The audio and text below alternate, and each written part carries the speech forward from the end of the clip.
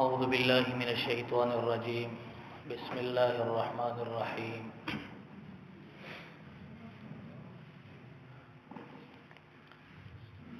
الحمد للہ الذی،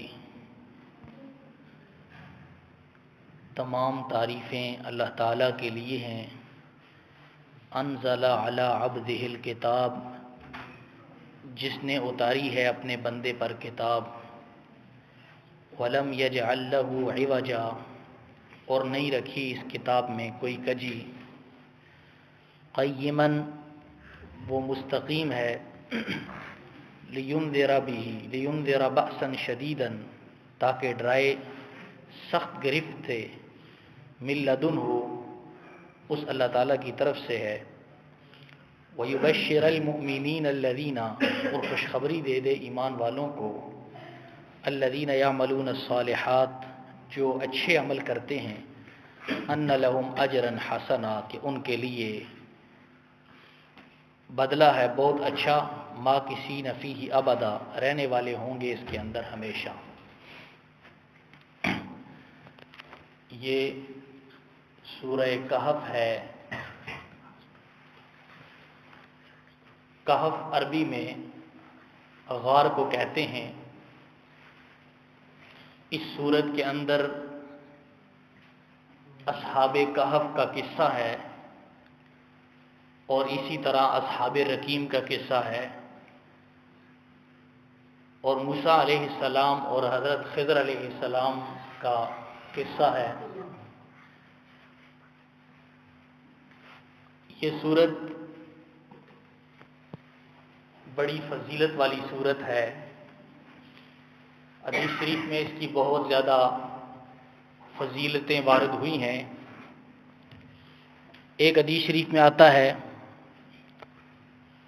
اللہ کے رسول صلی اللہ علیہ وسلم نے فرمایا، من قرأ سورۃ الکہف یوم الجمعۃ اضاء له من النور ما بینہ وبین الجمعتین،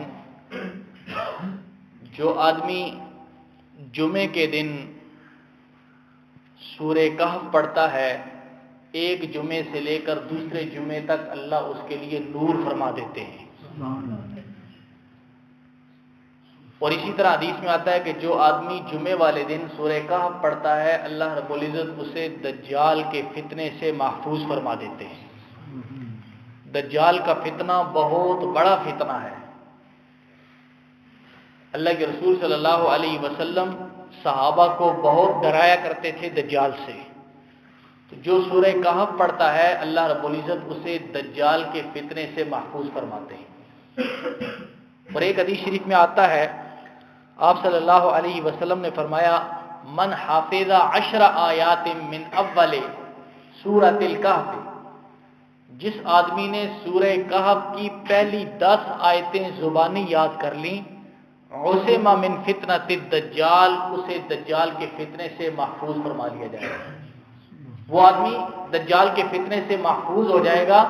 کون؟ جس نے سورہ کہف کی پہلی 10 آیتیں یاد کر لیں۔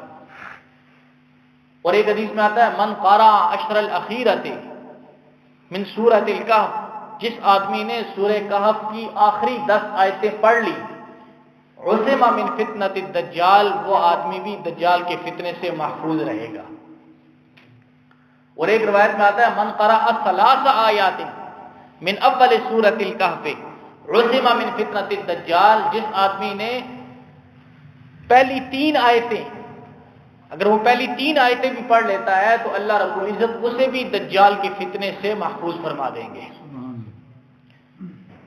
تفسیر معرف القرآن میں مفتی شفیع صاحب رحمۃ اللہ علیہ نے تفسیر ابن کثیر کے حوالے سے اور بھی روایتیں نقل کی ہیں، جن کا خلاصہ یہ ہے کہ ایک روایت میں آتا ہے کہ جس آدمی نے جمعے والے دن سورہ کہف پڑھی، اللہ رب العزت اس کے لیے نور پیدا فرما دیتے ہیں۔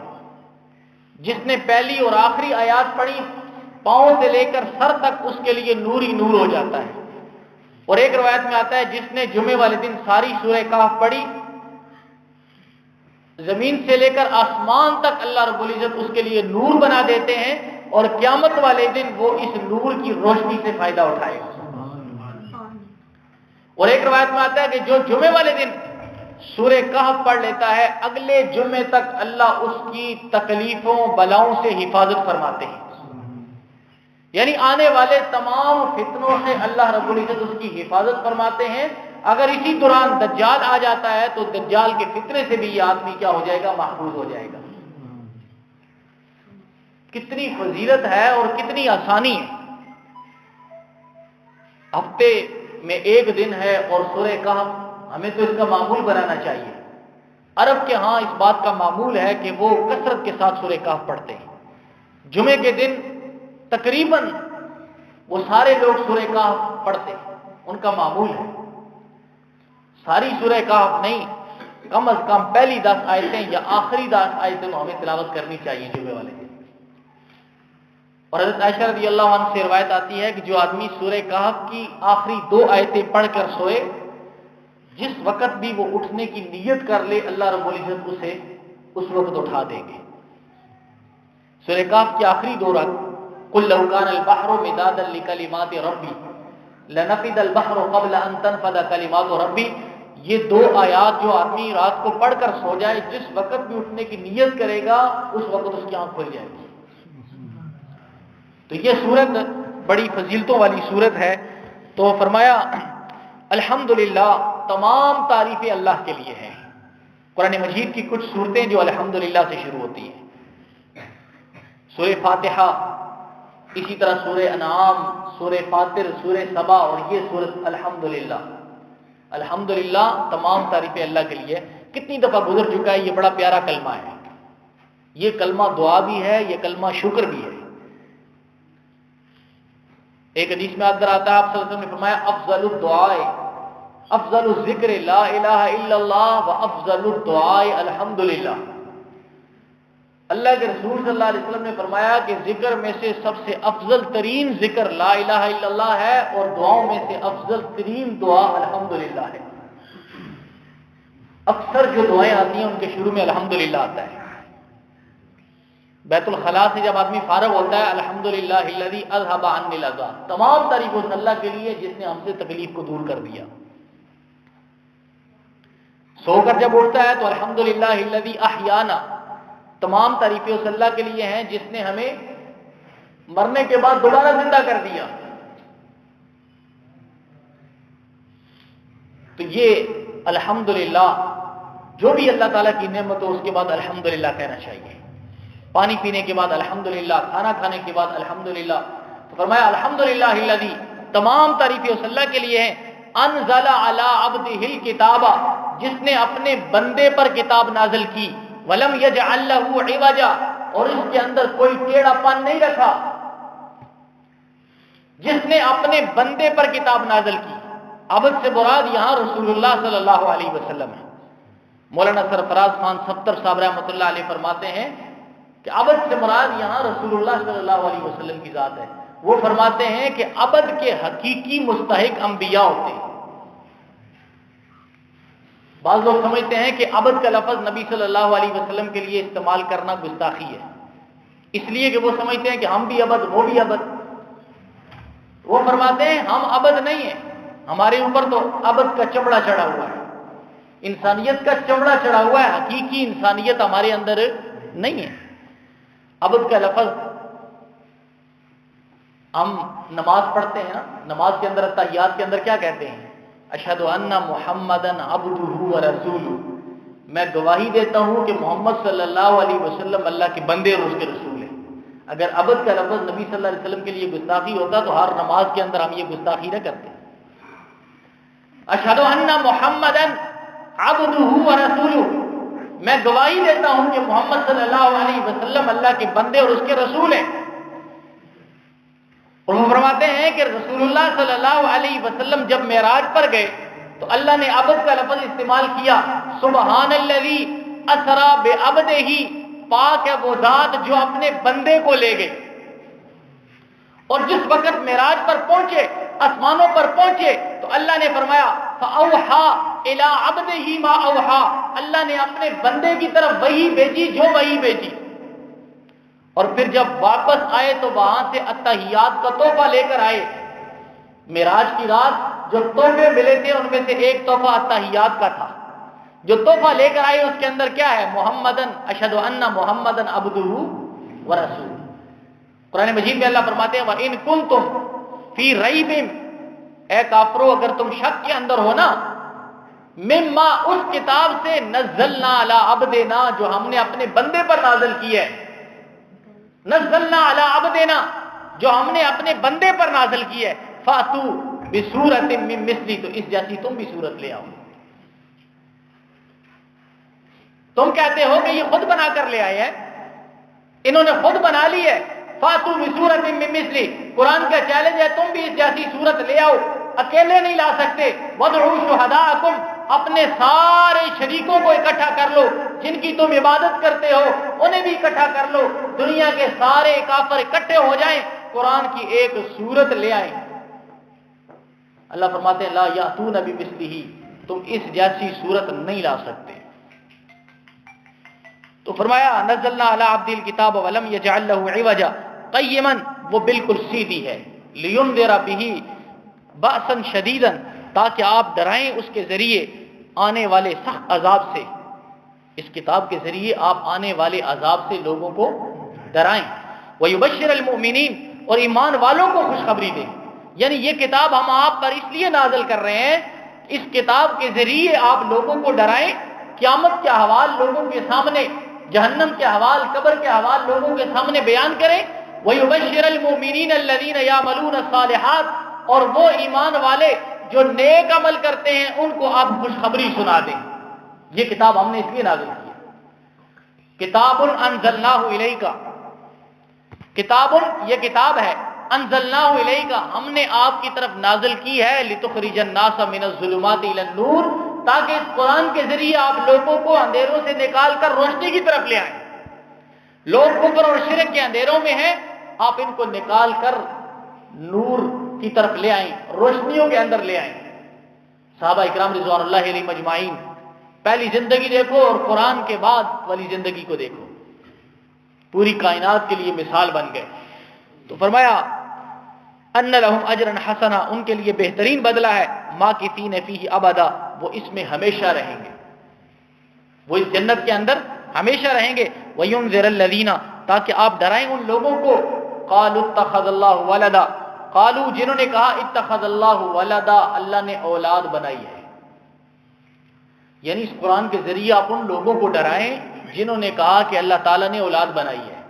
یہ قرآن تو ساری انسانیت کو ڈرانے کے لیے آیا ہے، یہ قرآن ساری انسانیت کو ڈرانے کے لیے آیا ہے. لیکن اللہ فرماتے ہیں خاص طور پر آپ ان لوگوں کو ڈرائیں جو کہتے ہیں اللہ تعالیٰ کی اولاد ہے، جو کہتے ہیں اللہ تعالیٰ کی اولاد ہے. وہ کون ہیں؟ وہ یہودی ہیں، عیسائی ہیں. وقالت الیہود عزیر ابن اللہ، یہودیوں نے کہا عزیر علیہ السلام اللہ کے بیٹے. وقالت النصارى مسیح ابن اللہ، عیسائیوں نے کہا عیسیٰ علیہ السلام اللہ کے بیٹے. یہودیوں نے کیوں کہا عزیر علیہ السلام اللہ کے بیٹے ہیں؟ اس لیے کہ عزیر علیہ السلام کو کسی جگہ پر قید کر دیا گیا، اور اس دور کے اندر تورات جو ہے وہ کسی کو یاد نہ رہی، ختم. عزیر علیہ السلام جب واپس آئے، لوگوں نے کہا کہ تورات عزیر علیہ السلام نے لفظاً وہ تورات سنا دی. تو وہ یہودی کہنے لگے کہ یہ کام تو اللہ کا بیٹا ہی کر سکتا ہے، لہذا انہوں نے کہا کہ عزیر علیہ السلام اللہ کے بیٹے ہیں. وقالت النصارى مسیح ابن اللہ، عیسائیوں نے کہا عیسیٰ علیہ السلام اللہ کے بیٹے. اور عرب کے مشرکین کہتے تھے وَجَعَلُوا بَيْنَهُ وَبَيْنَ الْجِنَّةِ نَسَبًا، وہ اللہ اور جنات کی آپس میں رشتہ داریاں بناتے تھے. اور مکے کے مشرک یہ بھی کہتے تھے کہ فرشتے جو ہیں یہ اللہ تعالیٰ کی بیٹیاں ہیں، فرشتے اللہ تعالیٰ کی بیٹیاں ہیں. تو یہ اللہ تعالیٰ کے لیے اولاد کی نسبت کرتے تھے. اور حدیث شریف کے اندر آتا ہے کہ رسول اللہ صلی اللہ علیہ وسلم نے فرمایا، حدیث قدسی ہے کہ اللہ تعالیٰ فرماتے ہیں یسبنی ابن آدم ولم یکن لہ ذلک، ابن آدم مجھے گالی دیتا ہے حالانکہ اسے گالی دینے کا حق نہیں ہے. اللہ تعالیٰ فرماتے ہیں ابن آدم مجھے گالی دیتا ہے، اسے گالی دینے کا حق نہیں ہے. کیا گالی دیتا ہے؟ اتخذ اللہ ولدا، اللہ کے لیے اولاد بناتا ہے. اللہ تعالیٰ اولاد سے پاک ہے، اللہ تعالیٰ اولاد سے پاک ہے. اللہ فرماتے ہیں تکاد السماوات یتفطرن، قریب ہے کہ آسمان ٹکڑے ٹکڑے ہو جائے، آسمان پھٹ جائے. تکاد السماوات یتفطرن وتنشق الارض، اور زمین ٹکڑے ٹکڑے ہو جائے، ریزہ ریزہ ہو جائے. وتخر الجبال هدا، پہاڑ اپنی جگہ سے نیچے گر پڑے. ان دعوا للرحمن ولدا، یہ اللہ تعالیٰ کے لیے اولاد کو بناتے ہیں. یعنی یہ اتنا بڑا کلمہ ہے کہ اللہ تعالیٰ کی اولاد ہے. اللہ فرماتے ہیں قریب ہے کہ آسمان پھٹ جائے، زمین ٹکڑے ٹکڑے ہو جائے، پہاڑ نیچے گر جائیں. انہوں نے اللہ کی طرف اولاد کی نسبت کی ہے. قل هو اللہ احد اللہ الصمد لم یلد ولم یولد ولم یکن له کفوا احد. اللہ اولاد سے بے نیاز ہے، نہ اس نے کسی کو جنا نہ وہ کسی سے جنا گیا. وہ ان ساری چیزوں سے کیا ہے؟ پاک ہے. عیسیٰ علیہ السلام نے اس بات کی لوگوں کو تربیت نہیں کی تھی کہ مجھے خدا کا بیٹا بنا لو یا مجھے خدا بنا لو. عیسیٰ علیہ السلام کی تعلیم کیا ہے؟ قرآن کہتا ہے، عیسیٰ علیہ السلام نے فرمایا یا بنی اسرائیل، اے بنی اسرائیل، اعبدوا اللہ، ایک اللہ کی عبادت کرو، ربی و ربکم، جو میرا بھی رب ہے تمہارا بھی رب ہے. انہ من یشرک باللہ، جس نے اس اللہ کے ساتھ کسی کو شریک ٹھہرا لیا، فقد حرم اللہ علیہ الجنہ، اس پر اللہ نے جنت حرام کر دی. ومأواہ النار، اس کا ٹھکانہ جہنم ہے. عیسیٰ علیہ السلام نے تو یہ حکم دیا ہے. عیسائیوں نے عیسیٰ علیہ السلام کو خدا بنا لیا یا خدا کا بیٹا بنا لیا. عیسیٰ علیہ السلام نے تو اس عقیدے کو پیدا ہوتے ہی پاش پاش کر دیا، ٹکڑے ٹکڑے کر دیا. پیدا ہوتے ہی عیسیٰ علیہ السلام نے جو پہلی دفعہ زبان کھولی، جو الفاظ وہ کیا تھے؟ قال انی عبد اللہ. عیسیٰ علیہ السلام چھوٹے بچے ہیں، بچپن کے اندر گفتگو کی. قال، کہا، انی عبد اللہ، میں اللہ کا بندہ ہوں. عیسائیوں کا عقیدہ تو سارا یہیں ٹوٹ گیا، وہ تو یہیں ختم ہو گیا. انہوں نے کیا کہا؟ وقالت النصارى مسیح ابن اللہ. عیسائیوں نے کہا عیسیٰ علیہ السلام اللہ کے بیٹے ہیں. عیسائیوں نے کہا عیسیٰ علیہ السلام ہی خدا ہیں. ان اللہ والمسیح ابن مریم، عیسیٰ علیہ السلام ہی خدا ہے. عیسیٰ علیہ السلام نے تو پیدا ہوتے ہی کہا قال انی عبد اللہ، میں اللہ کا بندہ ہوں، میں اللہ کا بندہ ہوں. آتانی الکتابہ، اللہ نے مجھے کتاب دی ہے. وجعلنی مبارکن، مجھے اللہ نے برکتوں والا بنایا ہے. اینما کنت، جہاں بھی میں ہوں. واوصانی بالصلاۃ والزکاۃ، اللہ نے مجھے نماز کا حکم دیا ہے، زکات کا حکم دیا ہے، اور اپنی ماں کی اطاعت کرنے کا اللہ نے حکم دیا ہے. اللہ نے مجھے بدبخت اور شقی نہیں بنایا. تو عیسیٰ علیہ السلام نے تو یہ تعلیم دی ہے. اور قیامت والے دن اللہ تعالیٰ بھی عیسیٰ علیہ السلام سے پوچھیں گے. یا بنی عیسیٰ علیہ السلام سے اللہ پوچھیں گے، اے عیسیٰ، کیا انت قلت للناس، کیا آپ نے لوگوں کو کہا تھا اتخذونی و امی، مجھے اور میری ماں کو الہین من دون اللہ، اللہ کے علاوہ خدا بنا لو. عیسائیوں نے عیسیٰ علیہ السلام کو خدا بنایا. قیامت والے دن عیسیٰ علیہ السلام کو اللہ بلائیں گے، اپنی عدالت کے اندر پیش کریں گے.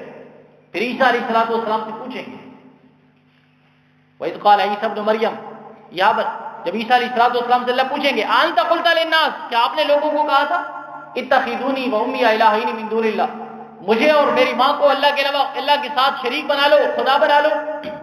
مفسرین نے لکھا ہے عیسیٰ علیہ السلام کانپنے لگ جائیں گے، کب کبھی طاری ہو جائے گی. قال سبحانک، عیسیٰ علیہ السلام کہیں گے اللہ تو پاک ہے. ما یکون لی ان اقول ما لیس لی بحق، میں ایسی بات انہیں کیسے کہہ سکتا ہوں جس کا مجھے حق ہی نہیں ہے. مجھے تو اس بات کا حق نہیں پہنچتا کہ میں نے کہوں کہ میری عبادت کرو. اور قرآن مجید میں اللہ فرماتے ہیں جتنے بھی اللہ کے نبی آئے ہیں ان میں سے کسی نے یہ آ کر نہیں کہا کہ کونوا عبادا لی من دون اللہ. کسی نبی نے بھی نہیں کہا کونوا عبادا لی من دون اللہ، اللہ کے علاوہ ہماری عبادت شروع کر دو، اللہ کے علاوہ ہمیں سجدے کرنے شروع کر دو. اللہ فرماتے ہیں کسی پیغمبر نے بھی یہ بات نہیں کہی. ولیکن کونوا ربانیین، جتنے بھی پیغمبر آئے ہیں ان سب نے کہا اللہ والے بن جاؤ، اللہ کی عبادت کرو. تو فرمایا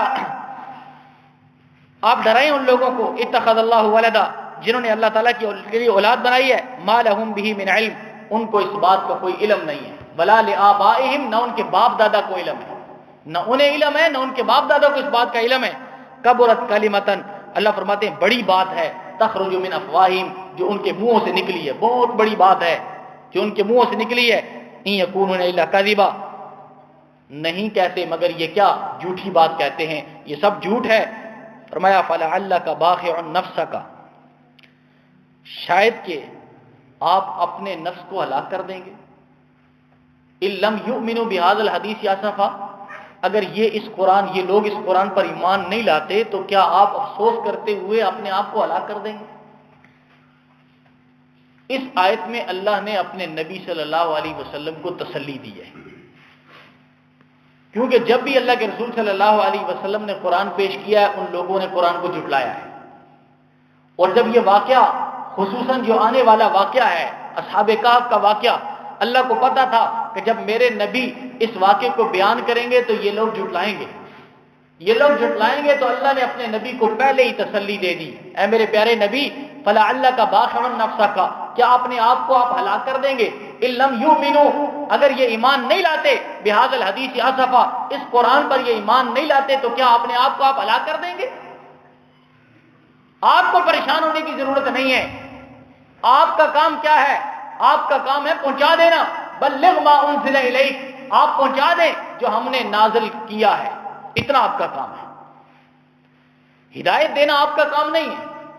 انک لا تہدی من احببت، جب آپ صلی اللہ علیہ وسلم کے چچا کا انتقال ہوا، آپ صلی اللہ علیہ وسلم بڑے پریشان تھے.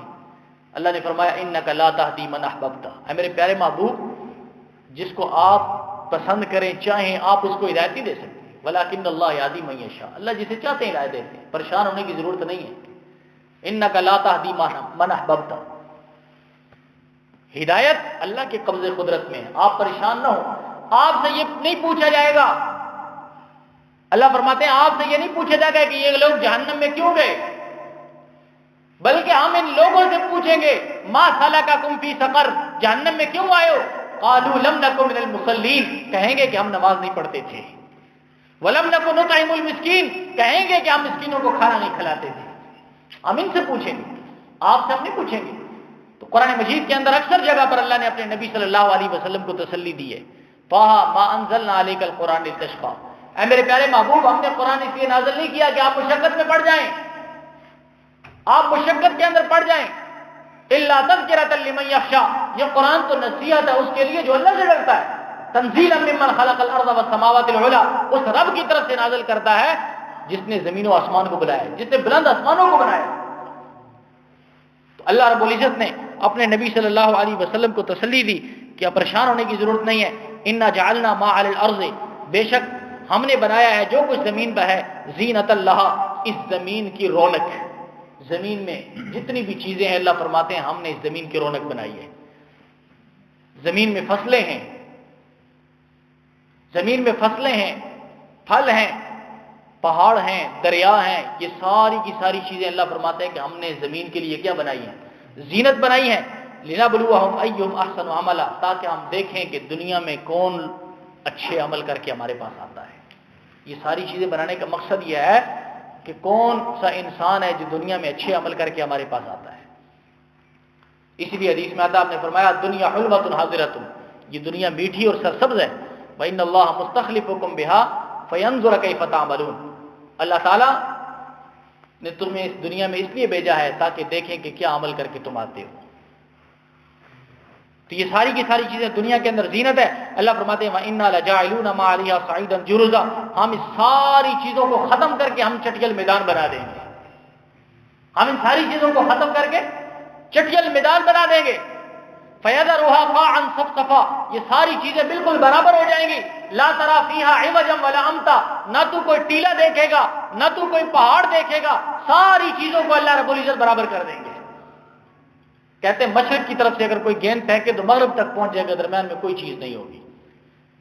لا ترى فيها عوجا ولا امتا، کہتے ہیں اس زمین کے اندر اگنے اگانے کی صلاحیت ختم ہو جائے گی، بالکل سیدھی زمین ہو جائے گی. وَإِنَّا لَجَاعِلُونَ مَا عَلَيْهَا صَعِيدًا جُرُزًا أَمْ حَسِبْتَ، کیا آپ نے گمان کرتے ہیں کہ ان اصحاب الکہف والرقیم، کہ اصحاب کہف اور رقیم کا قصہ کانوا من آیاتنا عجبا، کیا یہ ہماری نشانیوں میں سے یہی عجیب قصہ ہے؟ کیا تم یہ خیال کرتے ہو کہ اصحاب کہف کا قصہ اور رقیم کا قصہ ہی عجیب قصہ ہے؟ اللہ فرماتے ہیں کہ صرف یہی عجیب قصہ نہیں ہے، تم اللہ کی پیدا کی ہوئی چیزوں کے اندر غور و فکر کرو تو اس سے بھی بڑی بڑی عجیب چیزیں تمہیں نظر آئیں گی۔ زمین کا پیدا ہونا، آسمان کا بنانا، چاند اور ستاروں کا بنانا، یہ اصحاب کہف سے بھی زیادہ عجیب چیزیں ہیں۔ اللہ فرماتے ہیں کیا صرف اصحاب کہف کا قصہ ہی عجیب ہے؟ بلکہ رسول اللہ صلی اللہ علیہ وسلم کو مکہ میں بھیجنا اور سارے جتنے بھی کافر ہیں وہ سارے آپ کی مخالفت کر رہے ہیں، اس کے باوجود مکہ کی زندگی میں آپ صلی اللہ علیہ وسلم کی حفاظت فرمانا، یہ اس سے بھی زیادہ عجیب قصہ ہے۔ اور پھر غزوہ بدر کے اندر کافروں کی 1000 تلوار مسلمانوں کی صرف 6 تلواروں کے ساتھ ٹکرانا، یہ اصحاب کہف سے بھی بڑا عجیب قصہ ہے۔ غزوہ احد کے اندر صحابہ کا کفار کے ساتھ لڑنا، یہ ساری چیزیں، اور چند ہی عرصے کے اندر تھوڑے ہی دن میں صحابہ کا پوری دنیا کے اندر پھیل جانا، یہ اصحاب کہف سے بھی بڑا عجیب قصہ ہے۔ کیا تم سمجھتے ہو صرف اصحاب کہف کا قصہ عجیب ہے یا اصحاب رقیم کا قصہ عجیب ہے؟ اللہ فرماتے ہیں اللہ کی نشانیوں کے اندر غور و فکر تو کرو، یہ ساری کی ساری چیزیں اصحاب کہف سے بھی زیادہ عجیب ہیں۔ اصحاب کہف وہ لوگ کیونکہ اس کو بڑا عجیب قصہ سمجھتے تھے، اصحاب کہف کو بڑا عجیب قصہ سمجھتے تھے۔ جس وقت اللہ کے رسول صلی اللہ علیہ وسلم نے کفار کو دعوت دینی شروع کی تو کفار نے اپنے 2 نمائندے بھیجے یہودیوں کے پاس۔ توجہ کرنا، 2 نمائندے یہودیوں کے پاس بھیجے، ایک غالباً نضر بن حارث تھا اور ایک اور تھا۔ انہوں نے جا کر کہا کہ محمد صلی اللہ علیہ وسلم وہ آج دن تک نعوذ باللہ وہ ہمیں تنگ کر رہے ہیں، ہمیں انہوں نے پریشان کیا ہوا ہے، ان کے بارے میں ہمیں بتائیں کہ وہ کون ہیں۔ تو یہودیوں نے کہا کہ ہم تمہیں ایسے سوالات بتاتے ہیں، اگر واقعی وہ اللہ کے سچے نبی ہوئے اس کا جواب دے دیں گے، اللہ کے نبی نہ ہوئے تو جواب نہیں دے سکیں گے۔ یہودیوں نے کہا کہ ہم تمہیں 3 عجیب قسم کے سوالات بتاتے ہیں، تم جا کر ان سے پوچھ لو، اگر وہ اللہ کے نبی ہوں گے تو جواب دے دیں گے، اگر اللہ کے نبی نہ ہوئے تو جواب نہیں دے سکیں گے۔ وہ 3 کون سے تھے؟ پہلا سوال تھا کہ روح کیا ہے؟ توجہ کرنا، بات کو ختم کر رہا ہوں میں۔ پہلا سوال تھا روح کیا ہے؟ آپ ان سے پوچھو روح کی حقیقت کیا ہے؟ اس کا ذکر پچھلی صورت کے اندر گزر چکا ہے۔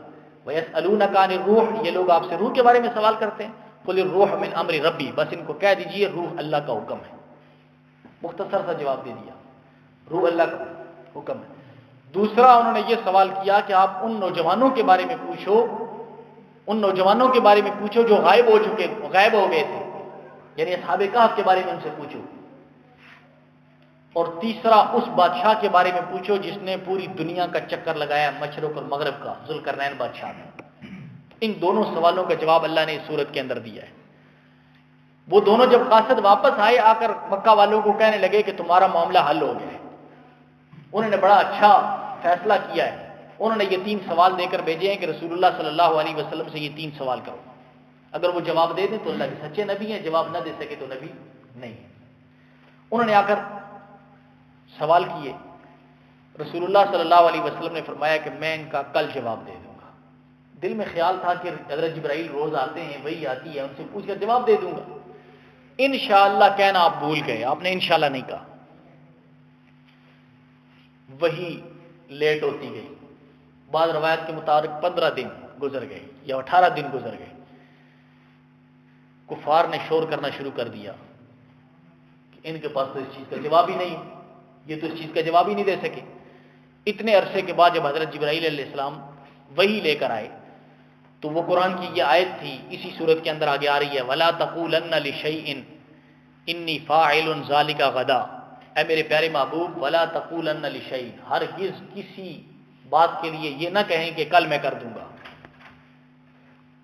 انی فاعل ذلک غدا الا ان یشاء اللہ، مگر کہیں کہ اگر اللہ نے چاہا تو کل یہ میں کر دوں گا، الا ان یشاء اللہ، مگر اللہ نے چاہا تو کل میں یہ کر دوں گا۔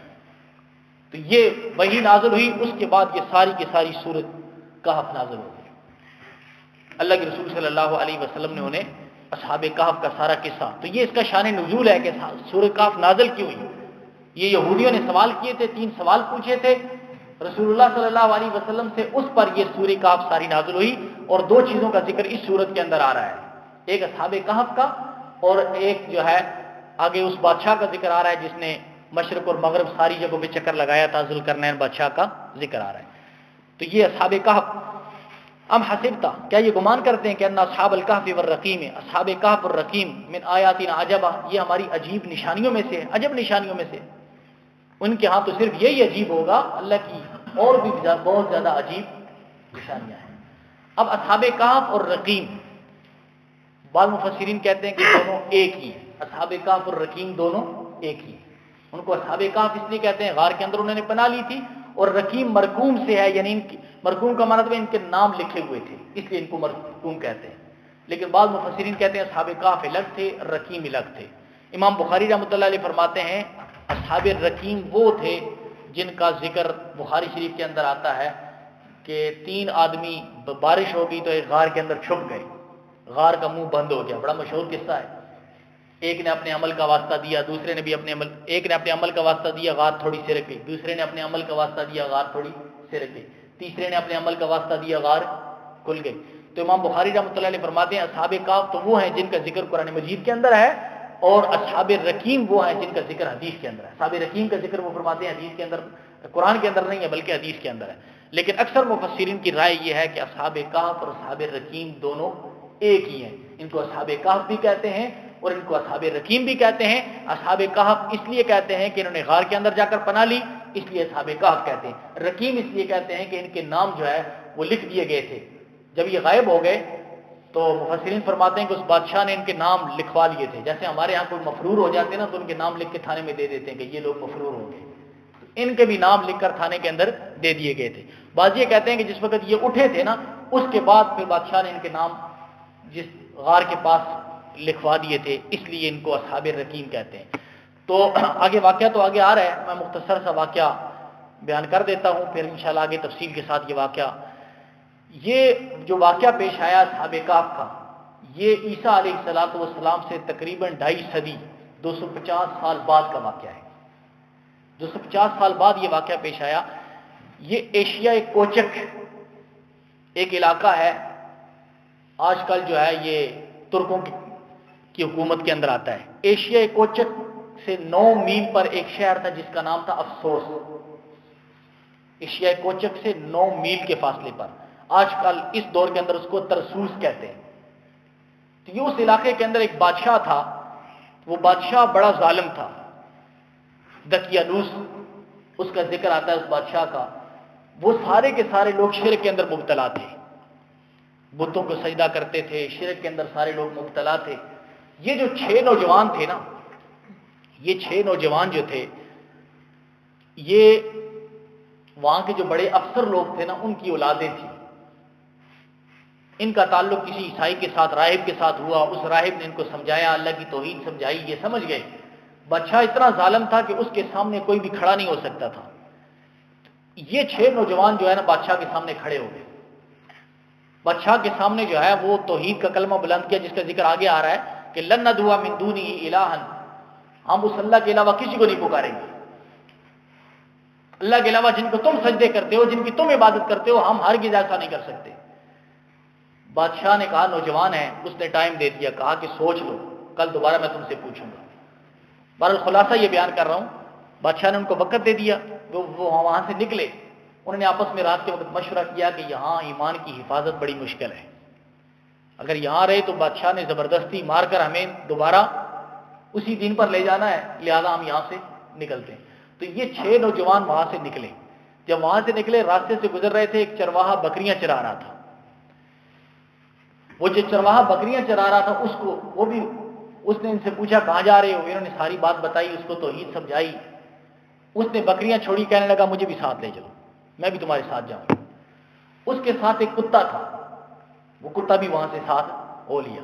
راستے میں انہوں نے کتے کو مارا کہ یہ کتا جو ہے جا کے شور کرے گا تو سارے لوگوں کو پتہ چل جائے گا، کتے کی عادت ہوتی ہے دوسرے کتوں کو دیکھتا ہے تو شور کرنا شروع کر دیتا ہے۔ کہتے کتے کو جب مارا تو کتا واپس نہیں گیا، یہ آگے جو بات کر رہا ہوں یہ تفسیروں کی بات ہے، قرآن کے اندر اس کا ذکر نہیں آتا. قرآن کا واقعہ جو آپ سن لیں گے. کتے کو اللہ نے زبان دی، اس نے کہا کہ میں بھی تمہارے ساتھ جانا چاہتا ہوں. جہاں تم رہو گے میں تمہاری حفاظت کروں گا، جہاں تم رہو گے میں تمہاری حفاظت کروں گا. فقہاء نے لکھا ہے کہ 13 قسم کے جانور جنت کے اندر جائیں گے، ان میں سے ایک اصحاب کہف کا کتا بھی ہوگا. 13 قسم کے جانور جنت کے اندر جائیں گے، ان میں سے ایک اصحاب کہف کا کتا بھی ہوگا. اور اصحاب کہف کا کتا بلعام بن آور کی شکل میں جنت کے اندر جائے گا. بلعام بن آور کون ہے؟ بنی اسرائیل کا بہت بڑا عبادت گزار تھا جو ہر وقت اللہ اللہ کرتا رہتا تھا. بنی اسرائیل کا بہت بڑا عبادت گزار تھا اور مستجاب الدعوات تھا. جو بھی دعا کرتا تھا اس کی دعا قبول ہوتی تھی. موسیٰ علیہ السلام کے زمانے میں کچھ لوگ جو موسیٰ علیہ السلام کے مخالف تھے وہ بلعام بن آور کے پاس گئے، جا کر کہنے لگے کہ نعوذ باللہ موسیٰ علیہ السلام نے ہمیں تنگ کیا ہوا ہے، ان کے لیے بددعا کرو. بلعام بن آور نے پہلے کہا کہ وہ تو نبی ہیں، ان کے خلاف میں کیسے دعا کروں، کیونکہ ان کو پتا تھا کہ یہ جو بھی دعا کرتا ہے اس کی دعا قبول ہو جاتی ہے، مستجاب الدعوات تھا. انہوں نے کہا ان کے خلاف بددعا کرو. انہوں نے کہا میں کیسے بددعا کروں، وہ اللہ کے نبی ہیں. انہوں نے ہدیے تحفے دیے، پہلے تو نہیں مانا، ہیرے جواہرات کافی ساری چیزیں دی. وہ لالچ کے اندر آ گیا. جیسے ہی وہ لالچ کے اندر آیا اس نے ہاتھ اٹھائے، کہنے لگا اے اللہ، موسیٰ علیہ السلام کا نام ہی لیا. اللہ رب العزت کی عجیب قدرت ہے، اس کی زبان نکل کر ناف تک آ گئی. زبان نکل کر ناف تک آ گئی اور کتے کی طرح وہ گلیوں کے اندر پھرتا تھا. اس لیے کہتے ہیں کہ اللہ رب العزت سے خاتمہ بالخیر مانگنا چاہیے، خاتمہ بالخیر مانگنا چاہیے. یوسف علیہ السلام نے کیا کہا تھا؟ توفنی مسلمن، اے اللہ اسلام کی حالت میں موت دے، والحقنی بالصالحین، اور نیک لوگوں میں میرا شمار کر دے. ہم جو عمل کرتے ہیں یہ اللہ کی توفیق سے کرتے ہیں. لا حول ولا قوت الا باللہ. اس کا کیا مطلب ہے؟ گناہوں سے بچنے کی طاقت بھی اللہ دیتے ہیں، نیکی کی طاقت بھی اللہ دیتے ہیں. اس لیے دعا کرتے رہنا چاہیے، اے اللہ ہمیں موت دے تو کس پر دے؟ ایمان پر موت دے. ایمان کی موت اللہ رب العزت عطا فرمائے. تو دیکھو وہ کتنا بڑا بزرگ تھا، مستجاب الدعوات تھا، لیکن خاتمہ اس کا اچھا نہیں ہوا. تو اصحاب کہف کا کتا ہے، اس کو اللہ والوں کی صحبت نے کتنا مقام عطا کر دیا. اس لیے کہتے ہیں کہ اچھی صحبت جو ہوتی ہے نا، حدیث شریف کے اندر آتا ہے آپ صلی اللہ علیہ وسلم نے فرمایا کسی آدمی کے بارے میں دیکھنا ہو نا، فَلْيَنْظُرْ مَن يُخَالِلُ، کسی آدمی کے بارے میں دیکھنا ہو کہ کیسا آدمی ہے، اس کے دوستوں کو دیکھ لو، اس کے دوستوں کو دیکھ لیں. جیسے دوست ہوں گے ویسے ہی وہ ہوگا. المرء علی دین خلیلہ، حدیث کے اندر آتا ہے آپ صلی اللہ علیہ وسلم نے فرمایا کہ آدمی اپنے دوست کے دین پر ہوتا ہے. جیسی انسان کو صحبت ملتی ہے ویسے ہی انسان ہو جاتا ہے. تو اس لیے اچھی صحبت ہوگی تو انسان اچھا ہوگا، بری صحبت ہوگی تو انسان برا ہو جائے گا.